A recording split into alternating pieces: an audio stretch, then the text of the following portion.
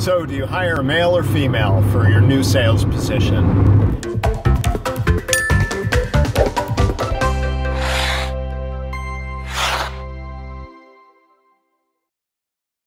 Hey folks, Dave Susan here with 180 and 180. So what's the answer?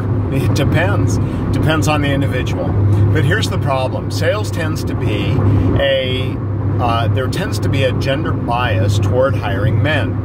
I was listening to this interview today, which prompted this recording, with Iris Bonet. She's the author of What Works? Gender Equality by Design. And what she says is, in general, people hiring for different roles tend to already have a pre-bias, but sometimes that bias is not accurate, such as, she cites that in symphony orchestras, it used to be that only 5% of musicians were women, until they started having auditions behind a curtain. When they did it behind a curtain and people didn't know if it was a male or female, it's now increased that percentage to 40. So the reality, if we take out the bias, the prejudice, prejudge, we can hire better quality. And here's the reality. What does it really take to be good at selling? Well, you've heard me talk about this before. You got to be fearless. You got to be willing to ask the tough questions. Women do it just as well as men. Number two, you can't drop the ball. You got to be on top of it. Well, I got to tell you, in this case, oftentimes this is where women actually outperform guys.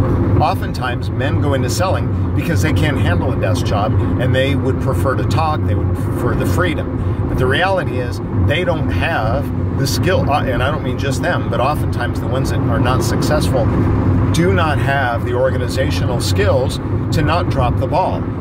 And what's fascinating is studies show that only 50% of any salespeople follow up a second time, and only 25% follow up a third time. They're dropping the ball. And on top of that, the third thing we got to know is top performers are very goal-oriented. And oftentimes, you know, women are just as goal-oriented as men. So the reality is, finding the people with that skill set, those are the keys to success.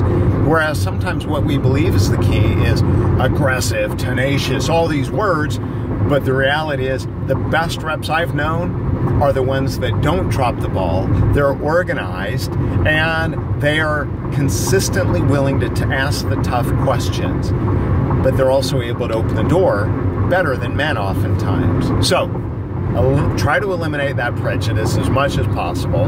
Be open-minded, look at their track record, and look for those three key things that I just mentioned. Anyway, that's it. Wanted to share that with you. Best of luck to you. Dave Susan, 180, 180 out.